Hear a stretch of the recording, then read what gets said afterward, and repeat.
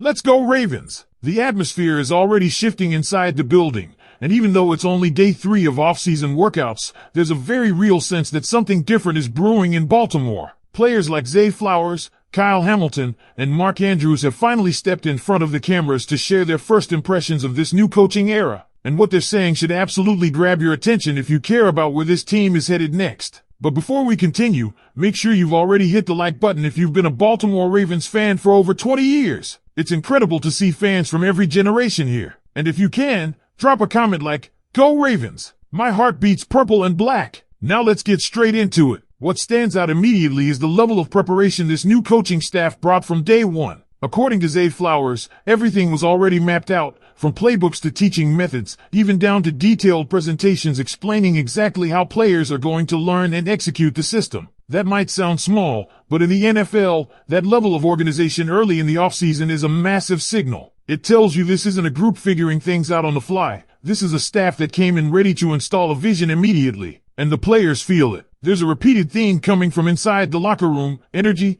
clarity, and communication. Kyle Hamilton described the environment as something that keeps players engaged even during the classroom-heavy phase of the offseason. That matters more than people realize. This part of the year isn't about highlight plays, it's about mental reps, understanding schemes, and building the foundation that shows up in December and January. The fact that players are already locked in mentally is a strong early indicator. But there's another layer here. This is a young coaching staff. And instead of uncertainty, the players are embracing it as an opportunity. There's a sense that everyone is starting fresh, resetting expectations, and building something new together. That kind of collective mindset can either fall apart, or it can create a dangerous, hungry team. And speaking of hunger, one name you need to keep your eyes on is Tez Walker. Zay Flowers didn't hesitate when asked about the wide receiver room. He went straight to Tez and made it clear. He's expecting a breakout year. Not hoping, expecting. According to Flowers, what's changed is mindset. Early on, there may have been some nerves or hesitation, but now Tez is attacking everything. There's urgency, there's pressure, and most importantly, there's growth. Year 3 is often where wide receivers make that leap, and inside that building, they believe this is the moment for him. Now let's shift to the tight end room, because this is where things get really interesting. Mark Andrews is now stepping into a very different situation. With key departures, the room looks thinner on paper, but Andrews doesn't sound concerned. In fact, he sounds energized. There's excitement about increased opportunities, stronger communication, and a renewed focus on development under the new tight ends coach. The message being preached constantly: communication, chemistry, and daily improvement. That's not just coach speak. When veterans like Andrews repeat it, it means it's actually being lived inside the facility. And then we get to the defensive side of the ball. The addition of Trey Hendrickson is already creating buzz among players, especially Kyle Hamilton. The expectation is clear: disruption. Hendrickson isn't just another piece. He's the kind of edge rusher who forces offenses to adjust their entire game plan. And when that happens, it creates opportunities for everyone else. Hamilton even pointed out the domino effect. More attention on Hendrickson means more one-on-one chances across the defensive line. That's how great defenses become elite. But it's not just about star players. It's about culture and preparation. We're hearing that guys like Nnamdi Matabike are already putting in serious work and showing up in top shape. That matters right now. This is the phase where habits are built, and the players who separate themselves in April are often the ones making game-changing plays in the fall. And quietly, one of the most intriguing moves this offseason might not involve a player at all. The hiring of Dr. Nick Gill, coming from a completely different sporting background, brings a fresh perspective to performance and conditioning. Inside the building, there's real belief that this kind of outside influence can elevate the entire organization, not just physically, but in how they approach preparation and longevity. All of this points to one thing: a team that is not just resetting, but reloading with intention. And maybe the most telling detail of all? Zay Flowers referenced a blueprint, pointing to a coach who left and quickly found championship success elsewhere, and making it clear that the expectation in Baltimore isn't patience, it's immediate results. The goal isn't to build over time. The goal is to win now. And this is where things start to get even more intense inside the building.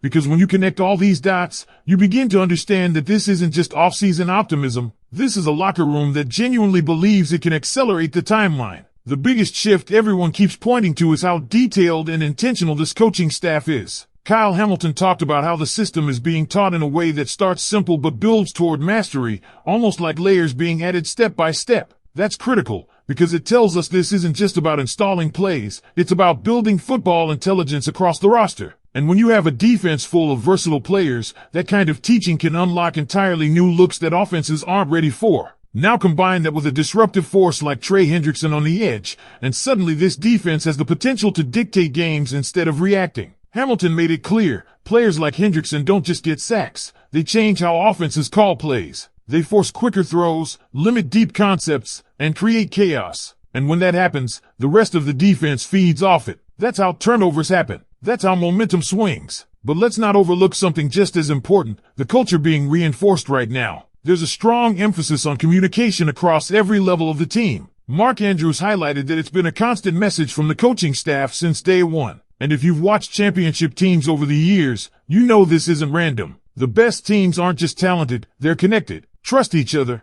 they understand each other, and they operate like one unit when the pressure hits. And right now, in early off-season workouts, that foundation is being built. Another detail that shouldn't be ignored is how players are responding physically. Reports about guys like Nnamdi Matabike putting in serious work and showing up in elite shape tell you everything about the mindset in that locker room. This isn't a team easing into the year, this is a group attacking it from the first possible moment. And then there's the behind-the-scenes evolution. The addition of Dr. Nick Gill isn't flashy, but it could end up being one of the most impactful moves of the offseason. Bringing in someone from outside the NFL, someone who has seen success in a completely different high-performance environment, introduces new ideas, new standards, and possibly new advantages. Inside the organization, there's real belief that this can elevate not just individual players, but the entire operation. And when you stack all of this together, a prepared and energized coaching staff, players embracing new roles, rising talents like Zay Flowers pushing teammates like Tez Walker to step up,